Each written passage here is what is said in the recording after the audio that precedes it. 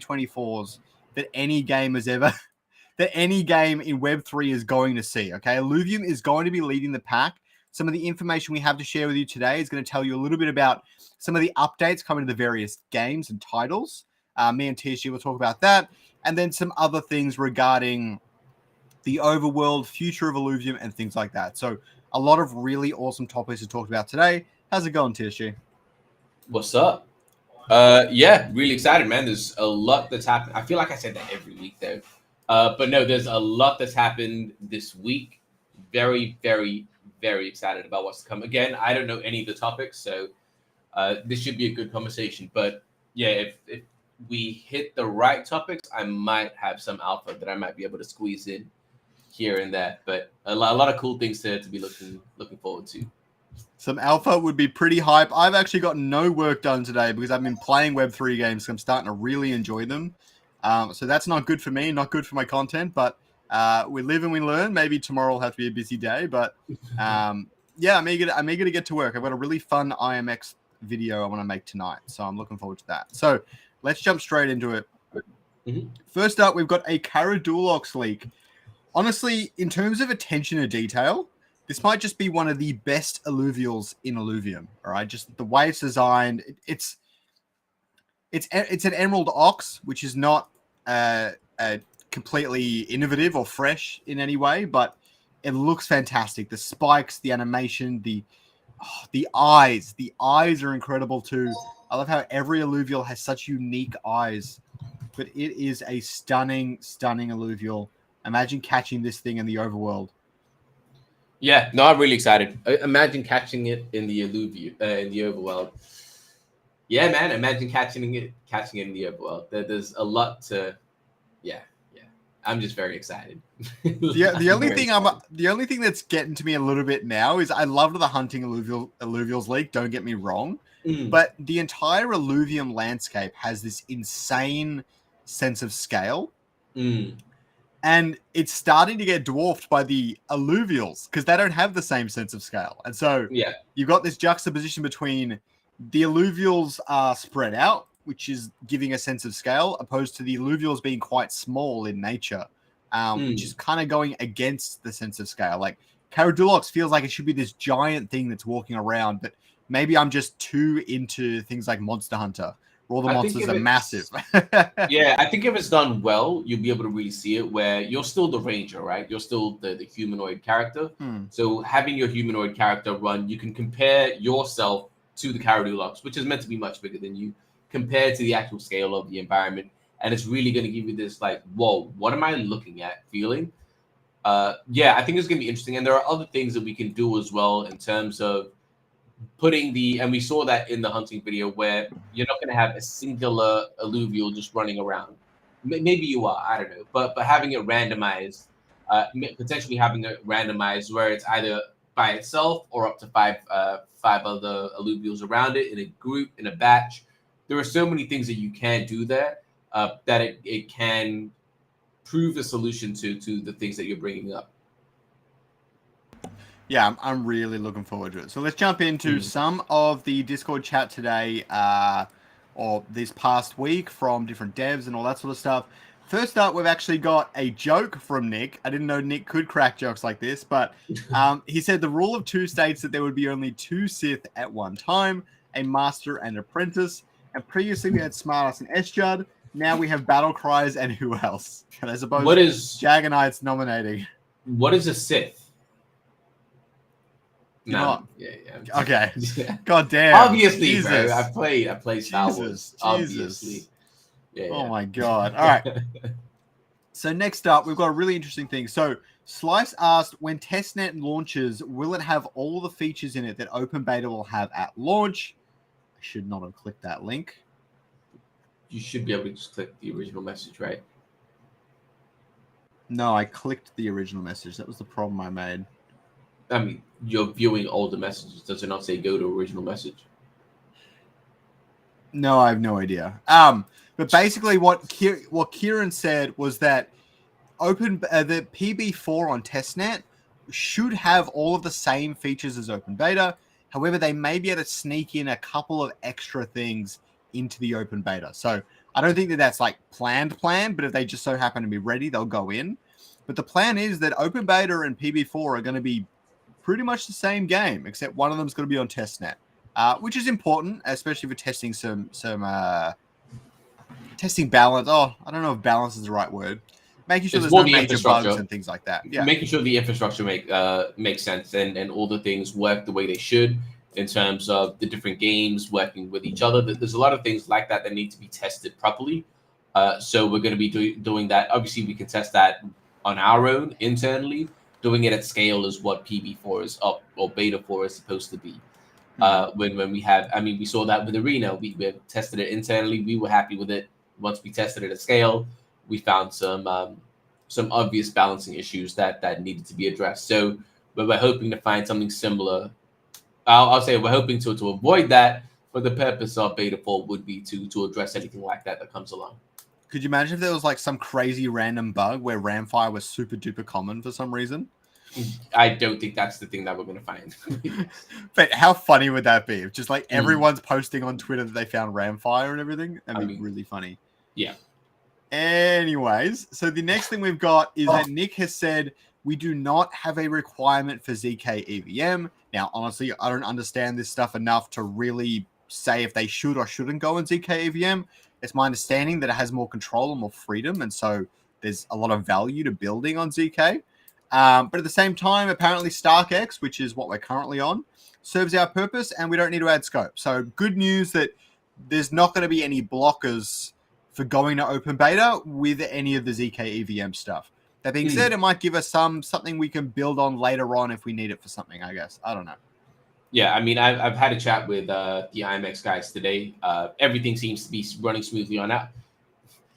Everything seems to be running smoothly on our end and their end. So we're not sure if this is a time to celebrate or if the smooth sailing is a cause for concern, because that's never happened before. So yeah, we're fingers crossed. I told him let's have this 1 week where we can appreciate that things are going smooth, and we'll start panicking if things remain smooth next week. But things are looking very, very good. Things are looking good. That's a lot of the messages I'm seeing, and we're going to go through today saying just that similar sentiment. So yeah, it should be fun. The next one we've got is also from Nick. Now, I'm not going to go through all this. He also made a tweet. I retweeted it, blah, blah, blah. Basically, he said the progress of Illuvium at the moment. The really big takeaway here is that there's basically no blockchain dev left. Everyone keeps asking, when are we going on the blockchain? When are we going on the blockchain? Obviously, that's a little bit of a I'll believe it when I see it type stuff. But apparently, they're on the blockchain. So they've built out all of those different systems, smart contracts, integrations, all the rest of it. And it's ready to go. They're just doing a lot of the front end polish, all that sort of stuff. And they're let's say the two parts are made and basically connected. And now they're just wrapping the wire in like a protective film. Yeah, I mean, yeah, I'm not going to add too much on that. And they're also in ideation stage for some Illuvium Arena new game modes. And that I'm excited about. For Illuvium Beta and things like that. So looks like UIs are lacking the pack a little bit, but we love Florian. We know he's doing an incredible job. So yeah, Florian's been smashing it. In terms of the Ascendant mode stuff, the Arena, very exciting to see what what we're throwing around internally. Very excited to see what that leads to. And I think I saw Kieran or Aaron mention something like that in the Discord as well. So I'm sure we're probably going to touch on it later. But yeah, there's a lot of stuff. And it's funny, as we were just talking, I actually just messaged Andre as well, who's one of the, if not the head guy of Overworld, if I'm not mistaken, telling him that I've seen some of the stuff that he's been working on, and I'm so gassed. Like, I cannot wait. Everyone was so excited with the video of the hunting. I cannot wait till they see what he's been cooking up. Cannot wait to see. Yeah. When you say what he's been cooking up, is that an open beta feature that's going to be implemented? Hard to say. All I know is that what he's been cooking up is, we're gassed. Internally, we're gassed. I have a wild guess, but I'm not going to say it here. Yeah, I mean, you can if you want to. I'm not going to confirm or deny. That's half a lie. We had our community council meeting this morning. So yeah, okay, cool. So Well, you I kind of mean, know what I I'm don't talking know about. if that's the same thing you're talking about, but I'm not about to go and say Yeah, I'm almost certain it is, but yeah. Probably. Yeah. Um, But I mean, yeah, okay, okay. like if it is that, like, do you think I'm underplaying it, overplaying it? Do you think that everyone should be getting excited about what is to come? Like, again, without spilling the Absolutely. beans.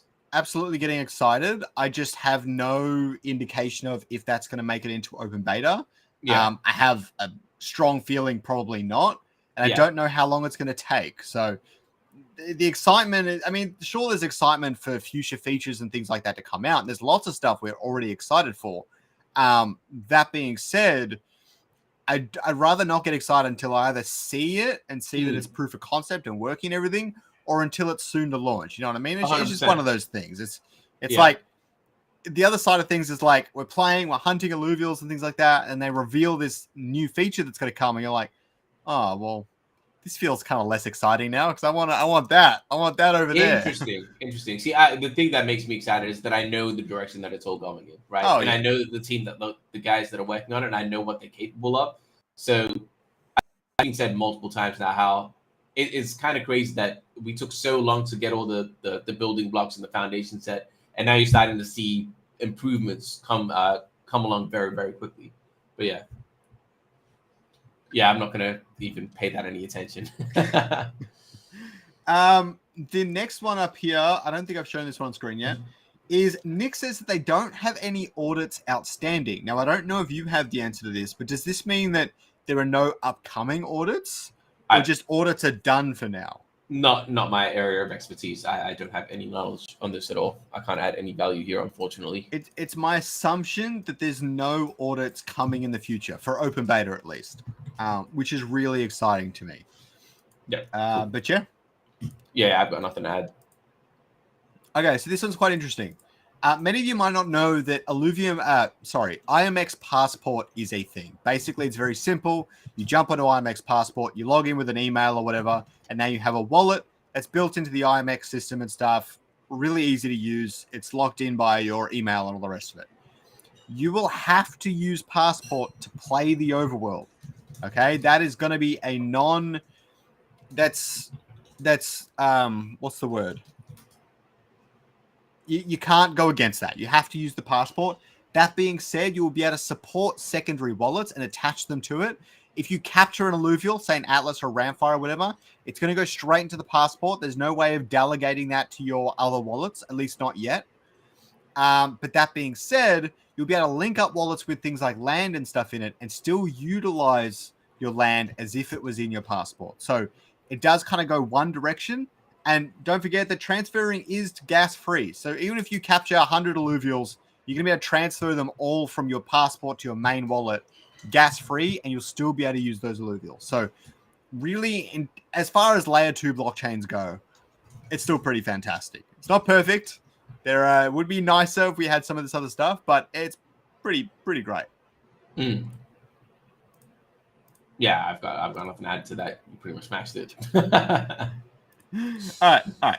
Next up, we've got Nick saying that we have some partnerships planned for this year and that are head and shoulders above what we have done thus far. I mean, beating Team Liquid. It's very possible. It's very possible. I don't believe it for a second, but like I know some of the stuff that we've got going on behind the scenes. I'm. It's very possible. I don't doubt it's exciting, but maybe at the same level as Team Liquid, maybe a little bit better. No, I think it's. I mean, I know some of the ones that we're working towards. That it's definitely bigger. Again, it depends on what you're looking at, right? In terms of how well known they are. Yeah, there are some that are just Team Liquid's a very niche thing. Not everybody knows about esports like that. So there are many brands that are more well known than Team Liquid. Oh yeah, for sure. So what was I going to say? So, I mean, we know that it's going to be like a Web3 brand. So it's definitely going to bring more people into the ecosystem, which is exciting in and of itself. So I'm really looking forward to all that sort of stuff. And whether it's Illuvitas or I'm hoping there's partnerships for other parts of the marketing campaign for open beta and stuff as well. But I mean, Illuvitas is going to be launching at a similar time. So yeah, definitely helpful in itself. And I know even Kieran mentioned, I don't know if you mentioned that in public channels or on like Twitter or something, but he mentioned something about he's talking to Neo Tokyo and stuff because he has access into their Discord now. And so he might be able to do like an Alex Becker stream early on in the launch cycle for open beta and stuff like that as well, which would be really exciting. I know a lot of Alex Becker's fans big fans of Illuvium. He's been talking about it, one of the first, let's say, crypto people to be talking about it since it launched. He's still talking about it. Like he's still yeah. I know Becker and Kieran have a relationship, and Becker is absolutely still looking forward to what Illuvium's gonna be pulling out. Good morning, everyone. Tuning in a little bit later to the stream. So the next one we've got here is Nick is saying we're planning to give unique models for all the alluvial line skins. The art effort is huge. I believe that it's not quite as crazy as the alluvials, but it's decent, especially since you have 3 stages for each alluvial, not for each alluvial line. And it's not possible for open beta, but it's coming eventually. Have they prototyped up any of this sort of stuff? I'm unaware of this. I think there are more pressing matters to get done first, so I don't know if this is a priority. I'm not on the art team, so I'm just making an assumption from an external department. It's obvious that that's what they want to do eventually, which makes complete sense. Whether it's a priority now or not, that's a different question. I personally don't believe it is, but no, it's definitely not. They're very clear. It's definitely not a priority. But it'd be interesting to see them leak one, like just make up an Archie one and show it off and be like, this is kind of the direction we're going to take this sort of stuff. That would be really cool to see. One of the things that we need to understand is, I understand how that could be beneficial for community sentiment, but from a creative point of view, or from someone, a core contributor point of view, I should say, getting someone to work on something that is a priority, take some time off just to do that, and then come back into this, their mental focus is going to be split, which isn't what you want. Because then when you come back to the thing that is a priority, you got to catch up on, what did I miss out on? Where was I? What else has happened? There's a lot of things that you don't want to be kind of derailing. So as much as I do think that would be amazing, as a community member myself, I would love that. In terms of getting to our objective as quickly as possible, I don't think that that's the smart thing to do. Yeah, I get that. Yeah, there's so much going on.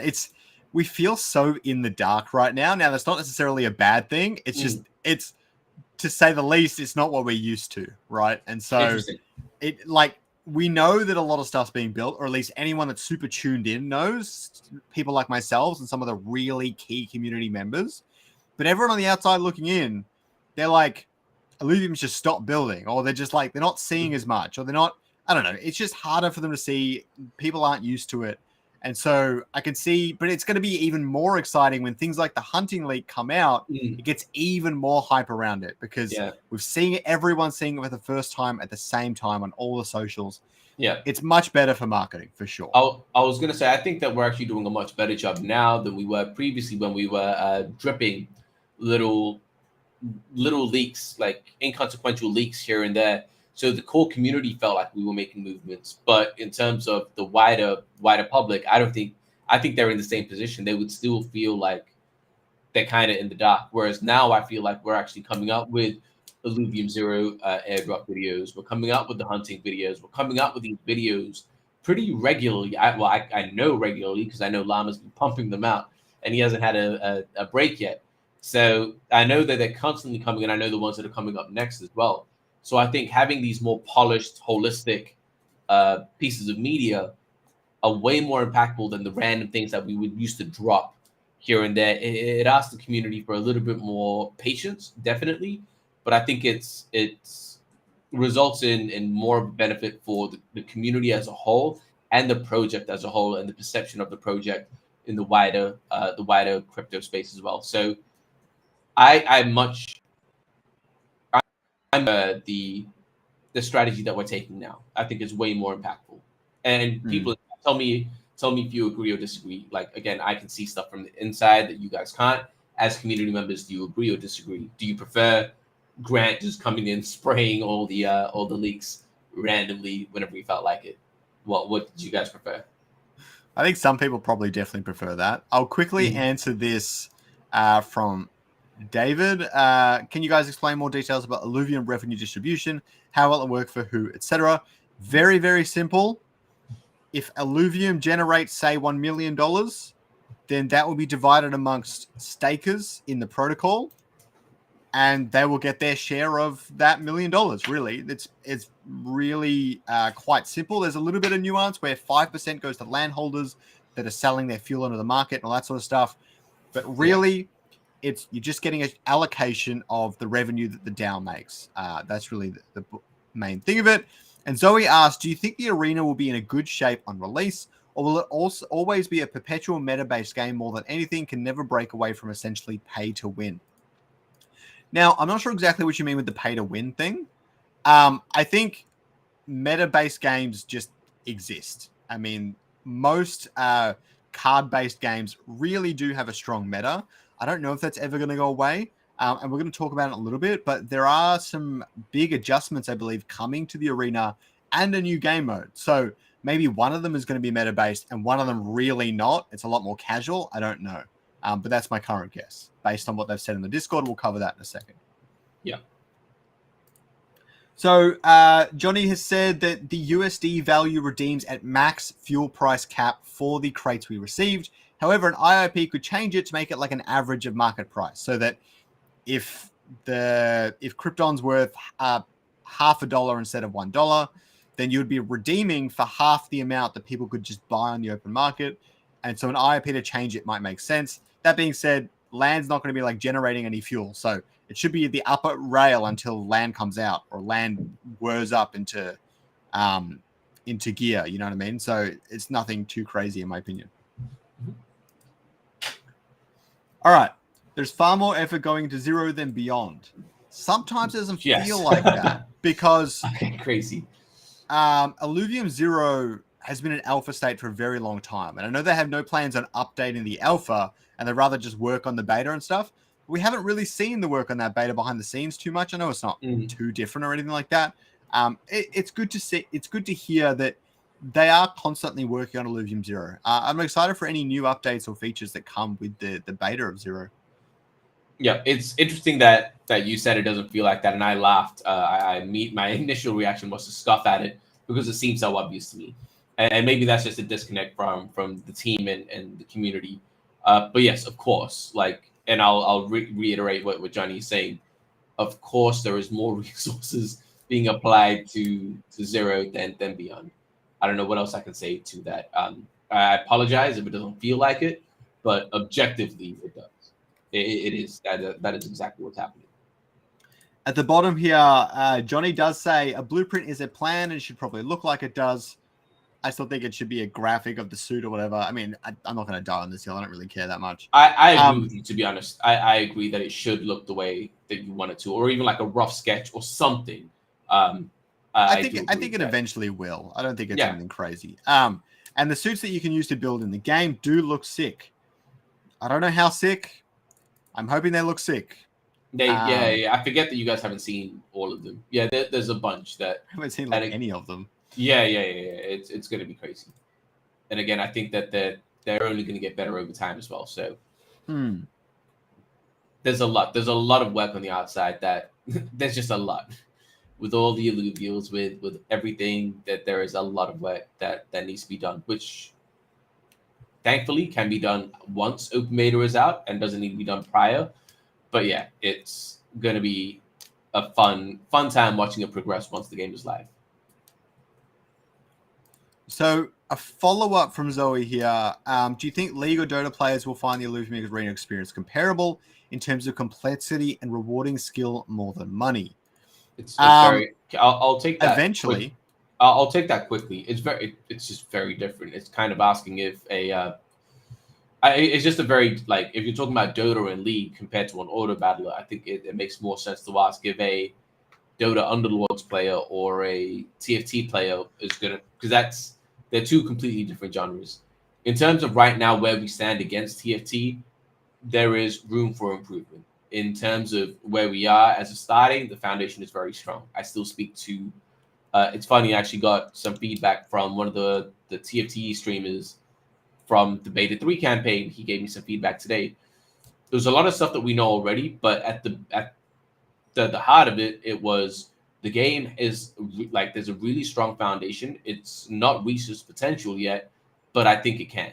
So I think even based on these TFT players already saying that, and he's not the first one. Pretty much anyone that I've spoken to that's tried the game, Hearthstone players, TFT players, Legends of Runeterra players, all of them have said the same thing, that the foundation is very strong. It just needs to be properly optimized to actually reach its potential. So yeah, 100%.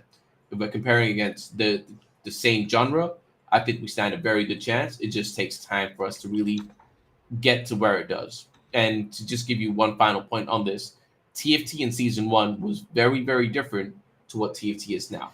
And I think that's a very important thing to remember. This is our first time launching Arena to the public. Where it's going to be in the future is going to be very different to what we're playing now. A lot can change in even 12 months, really. Really, we've only had Arena for like 2 months. It feels like longer, honestly. It's November, so about 3 months now. 3 months. Yeah, or it's the end of November, so yeah, December, January, February, it's 3 months, yeah. And we only got the Augments change recently, which to some doesn't seem like it was a big deal.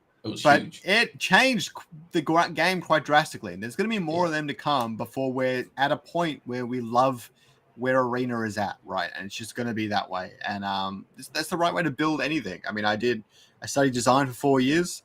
Iteration was pretty much rule number one. You could not, it didn't matter how hard you tried, how smart you were, how well you knew the content or the subject.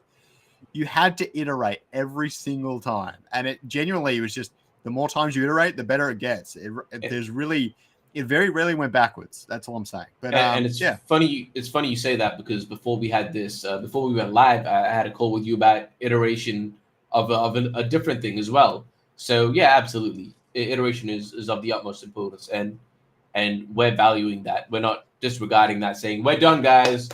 We've made the perfect game. That's absolutely not the frame of mind that we're going into this with. Well, I was even digging up some research on other AAA studios and things like that, and kind of where they were before this. And pretty much every major studio you know of has had 10, 15 failed games before they got one hit and stuff like that. Like even Pal World has had many titles that didn't really work. I mean, Craftopia had enough success that they didn't go completely bankrupt. And that's pretty much it. And then they got Pal World and it worked, right? So there's no such thing as someone making something and it hitting straight away. That doesn't really exist. You'll even find all of those YouTubers and stuff that make their first video is a viral video. They usually have another channel, or they had someone that knows this stuff really well, mentor them and stuff. No one just does that. It doesn't really exist. I mean, you get lucky, sure, but you know what I mean? It's very rare. So this one here, there wasn't motivation to subsidize the fuel production with the airdrop, but really it was all they could do to not disrupt dev while getting out a thank you to the Illuvium landholders. So that was valuable to mention. Johnny said here that moving your fuel back to your land plot after it's converted to tokens is a planned feature. I don't think it'll be available by open beta. It's been removed from open beta scope. It won't be too far after, so I'm looking forward to that. Yeah, I've got nothing to add here. I thought I had more on that one. All right. The other thing we should talk about is Ben has announced that Kyle has moved on from Illuvium at this time. There's not too much more to say there. It's in positive vibes chat if you want to go give it a heart react or whatever. Kyle was part-time with Illuvium, so I mean it makes some sort of sense whenever anything gets shifted around a company. Part-time is usually the first position that's looked at. But it will be a shame to not have Kyle on team. I think he definitely brought a lot to Illuvium. And I really love that he had some really interesting takes and insights from talking with him in the Discord. So it's really sad to see him go. Yeah. I mean, he's still around. Yeah, no, I had nothing but respect for him. So absolutely, wish him nothing but the best.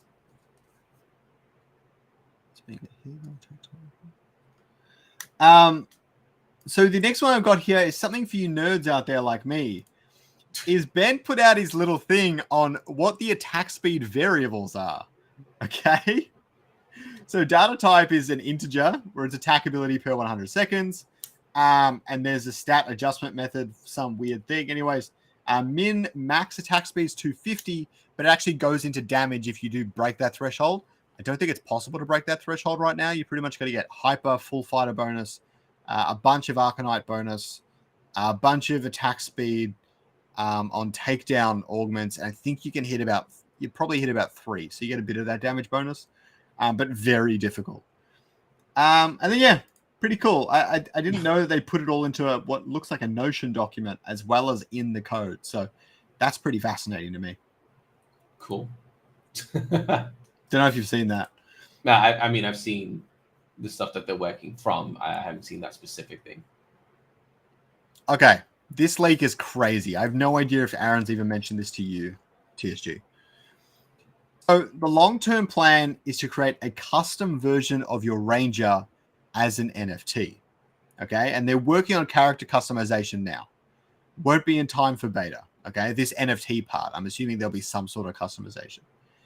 Once you create the NFT character, that look will be locked. Okay. So if I choose eyes 3 and hair 4, and that's my combination, no one else will be able to mint with that combination. And nobody will be able to look exactly like you. This is the sort of ethos that Aaron and the rest of the team are incorporating into the Illuvium design philosophy. That one of the big things that made me fall in love with Illuvium. So I'm glad they're following it through, and I can't wait. So if you have eyes 3 and hair 4, that means I can't do it. Is that what your understanding of it is? Yes, but there'd be like 10 or 11 different traits, right? And so there's like billions and billions of combinations. I don't think that it's going to be that you can't do it. It's just the probability of it happening is slim. And I might be wrong. But we'll see it play out. Like we're both going to be speculating on this point. So he says nobody will be able to look exactly like you. Yeah, again, we'll see how it plays out. We'll see. We'll see. That does excite me. And I think there's like, it sounds like, oh, well, if someone's taken all these characters, I can't be like that sort of character. But it's not really. I mean, you have thousands of variables in like hair color and eyebrow color and stuff like that. So you could make yourself pretty much look identical to a bunch of other people if you wanted to. It's just the nuance of it all. All right, the next thing is Mozart will actually not be an option from one of your companion drones. It will be one of the other 3 that you choose. Mm-hmm. Mozart is an outdated model, so I don't know if they're getting rid of it entirely. I love the macaroon. You won't be able to select it on launch. However, some people will get it as an NFT. We haven't decided how that will work. So very exciting. Is this the first time that he's made it public that Mozart isn't a drone that you can choose? I'm sure I've seen it before, but I did forget. Yeah, cool. It's funny. I was talking to Lama about this earlier today. We were talking about which drones that we want. We have a bit of inside information now that we're starting to make those plans already. Just out of curiosity, which one would you pick out of the drones? Let me bring it back. What is it? There's Chopin, Bach, and Hilde. It's this little guy. It's the third one. That's Hilde. Hilda? I don't know how to pronounce it. Yeah, interesting. Yeah, I'll tell you what I'm choosing. I like him. I like how he's got one eye. Yeah, I'm going to be picking Chopin. Very, very strong chance I'm picking Chopin. Which is this one? Which is the square. The square? Yeah. I'm very, very excited for you guys to understand why and make those decisions when the time comes as well. Very, very exciting stuff. I suspect one's good at mining, one's good at capturing or something like that, but it's probably Potentially. Sure. Square equals Wall-E. Yeah, I feel that. All right. The next one is that Aaron says the idea is that each set will introduce some new ones and some variations. It's not all variations, obviously. Keep in mind, every Illuvium needs to work in every game. And so when they make a new one, they actually think about how it will fit everywhere, which sounds like a challenge, but I think you can do it. I don't know how Pokemon does it, but they managed to a little bit. Well, I mean, Pokemon has essentially a couple of games, but yeah, no, but we've talked about this before. You're gonna have some brand new characters. We've already seen Chama or Kama, however you want to pronounce it, the chameleon. That's gonna be a new one in Wave 2, in Set 2. And then you'll see again. I think Ramfire or Atlas is going to be reworked. Like I think those are the obvious ones that are going to be reworked. Where you see a Ramfrost. I think if we don't do a Ramfrost, I'll be very, very surprised. Or I mean, even a Ram Jolt would be pretty sick. Like a shock Ramfire, something like that. I think that's yeah. I think something like that would be pretty sick. We don't have that many shock alluvials, so having Ramfire just essentially turn it into a Zapdos. We already have a Moltres. Let's just turn it into a Zapdos. Shock would be so weird on Ramfire. We definitely needed like a different Omega, maybe. I think it's going to keep the same kind of thing, but it's just going to, instead of fire, it's rains down electricity. Yeah, but maybe it rains down electricity and the electricity doesn't do damage. Maybe it slows down attack speed of nearby enemies and things like that. Yeah, for sure. Or like gives everyone around a state of paralysis for a couple of seconds, or like a second or two, or something like that. Yeah. Yeah, I think that would be better. It makes sense. Like Shock's kind of like a supportive synergy in certain ways. But yeah. So the next one we got here is from Johnny, where the code for automation for both Beyond and Arena rewards went to testing today. Okay, this isn't on screen, by the way. Crap. So it's expected to be for prod next week. Now, they've said prod next week many, many times. Hopefully, it's in prod next week. That'd be nice, but I think it could wait even another week. I don't really. Okay, unless there's some major bugs discovered, this week will be the last manual snapshot. Thank God for that. I don't know who's doing the manual snapshots. That sounds like a pain. It very much is. I don't know if I should say the name or not, but yeah, the person doing it is an absolute gangster. So the general sentiment is we went too far down the perfect road on a lot of things. I disagree. I like the perfectionist attitude, but I know I'm the minority there. And we need a bit more responsive and fast moving, specifically for rewards. We handle the Beyond rewards semi-manually for a long time without issues. Didn't expect Arena to be this tricky. Yeah, it didn't sound tricky on paper, but I'm going to take their word for it that it was extremely painful. Yeah. Regarding Smurf rules and detection, the rules are for us collectively to decide. No easy answers. From the tech side, we need to be mindful that Smurf detection can be quite hard. And if someone's trying to act maliciously, I don't think we want to burn too much dev time on this. Fair enough? Yeah, and I've got nothing. Yeah, there might be airdrop style rewards for participation. So having this sort of stuff automatically set up is going to be very helpful for all those sorts of things for sure. So I don't doubt that for a second. Mm-hmm. All right, not too many left now. The next one we've got is for PB4. We'll have a couple more updates before PB4. Our release cadence is getting faster, and that will continue. Very exciting. I love hearing that. And next we've got that generally it will be easier than people think based on the features you see now. However, there are other features that will make it harder, so the overall difficulty is close to medium. He's referring to hunting alluvials. Some people are concerned that right now hunting it looks easy, but maybe in difficult terrain it could be quite hard. And you want to make sure that everyone can participate and play the game, right? You don't want to make it too hard. But they're still making it so that you take your time. You can make it easier. Always time cost, not money cost, which I love to see. Yeah. So some of I'm very excited. I think that we saw, and I mean, I can talk about it. It's being publicly discussed already, but some of the features like the drone ability are important to consider, right? And I might have said this before as well, and I think Andre said it publicly, so I'll say it again.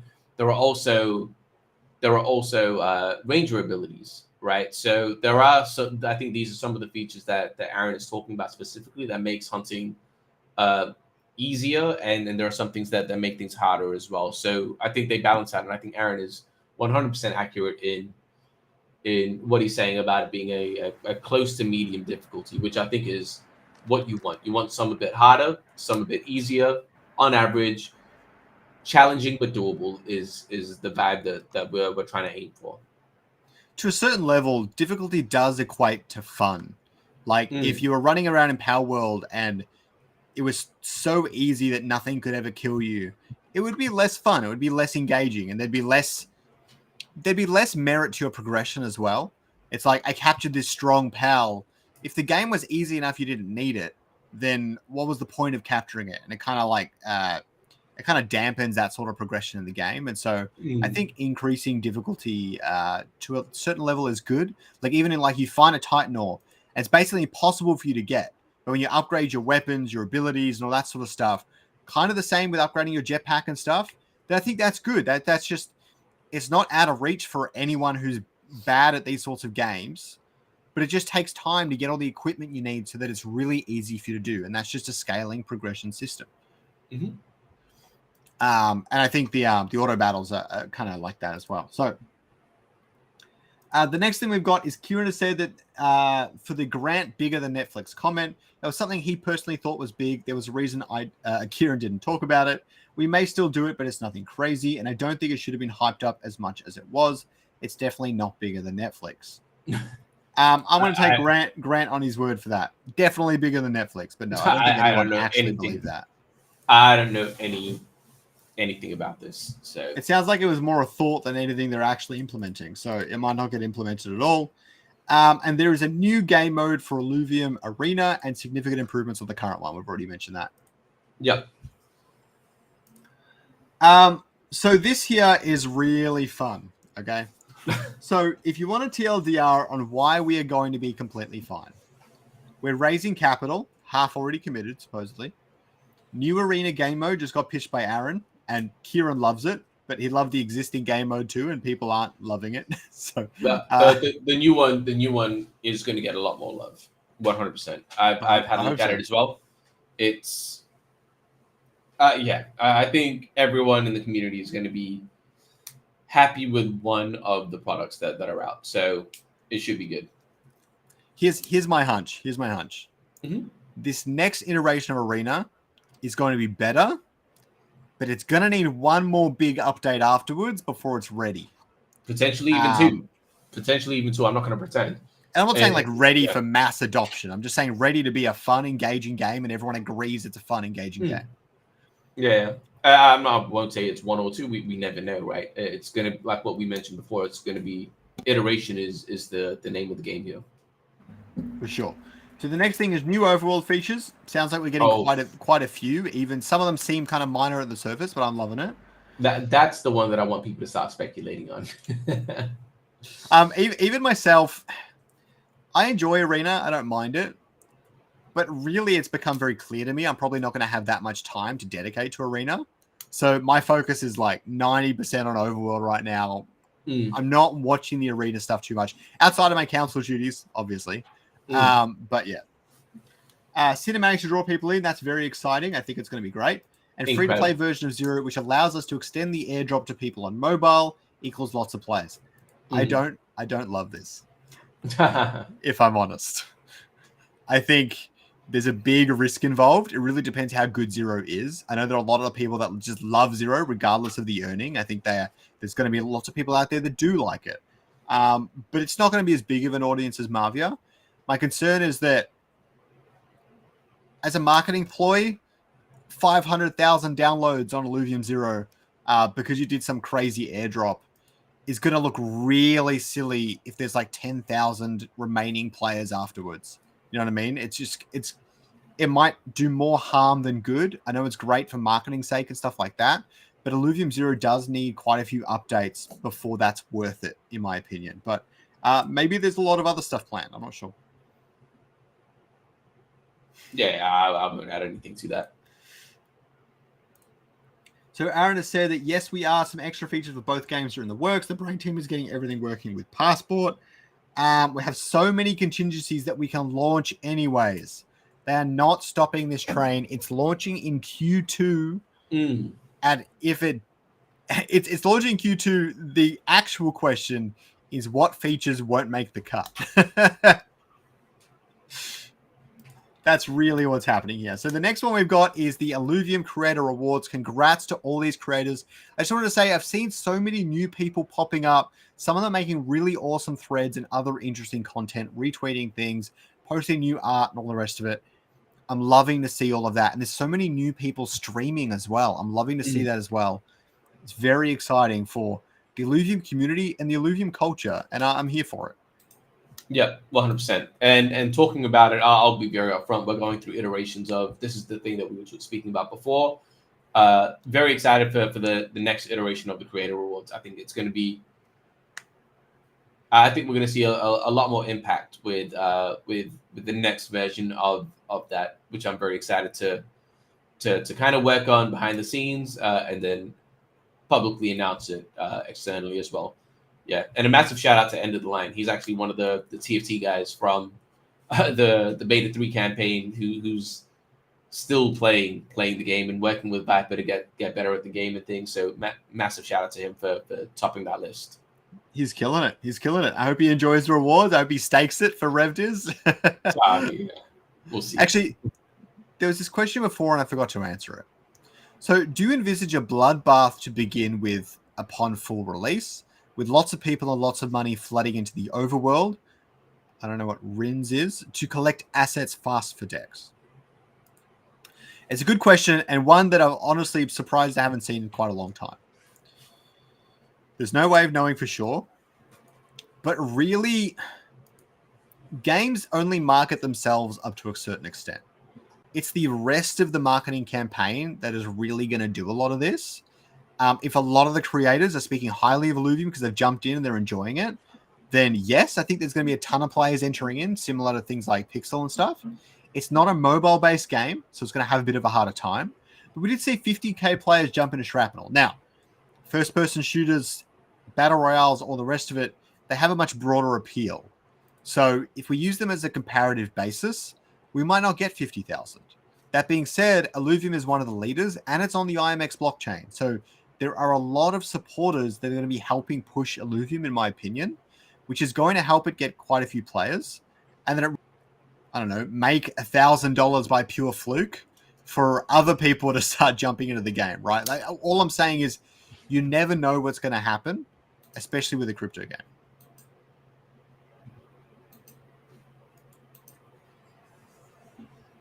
Well said. Do you have anything else to add? No, not really. Not on that point. All right. So the next thing we've got, there's only two things left. The Illuvium Zero Fuel Crate Airdrop 1 was dropped. For tier 1 plots, you got $15, $45 for tier 2, $135, and then 4 and 15, I think. Something like that. $450. So yeah, a lot of money was dropped. It's about $1 million total that the DAO is now no longer to make from fuel sales, essentially. But people have been holding land for a very, very long time. It's a very small,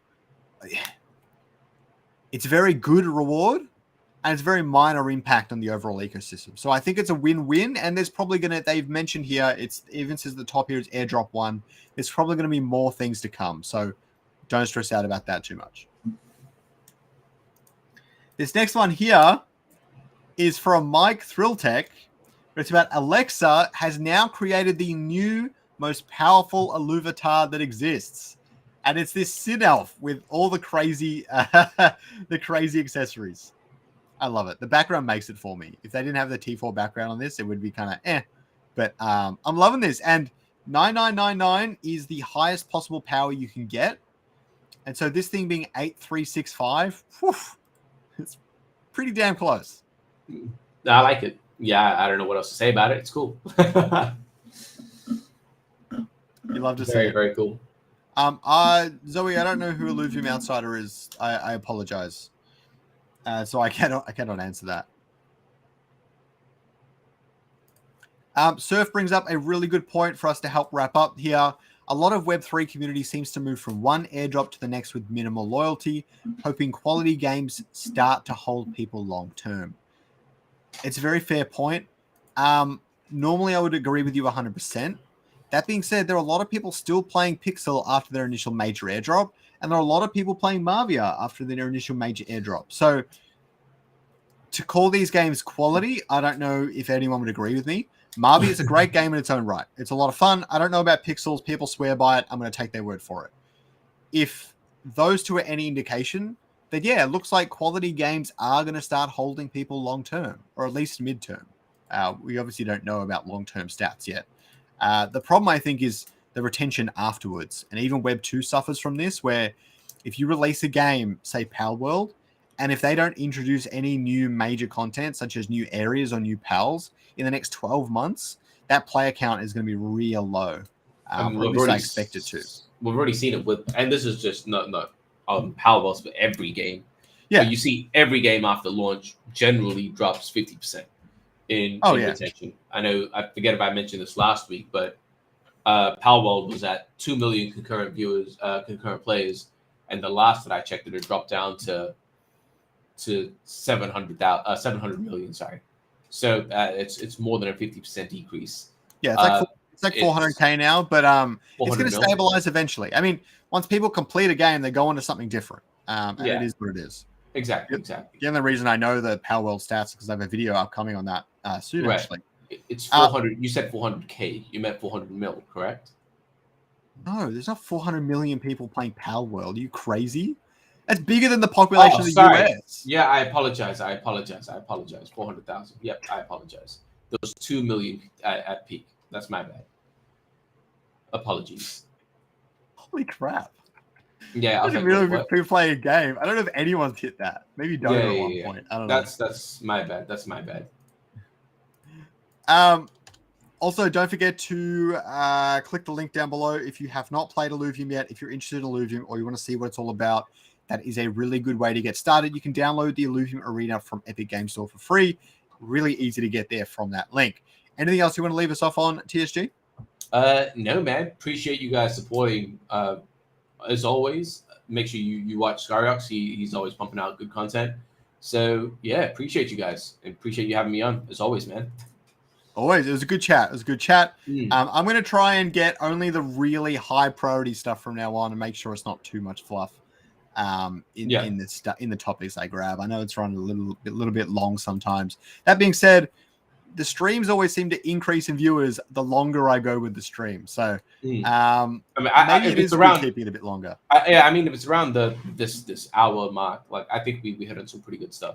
And again, it's up to you if you want to take out some of the stuff to just hit the big stuff. But I had a little bit of double ups with Nick and Aaron saying the same stuff. I would definitely try and avoid that, if nothing else. So, yep, have a good one, guys. Really appreciate you stopping by.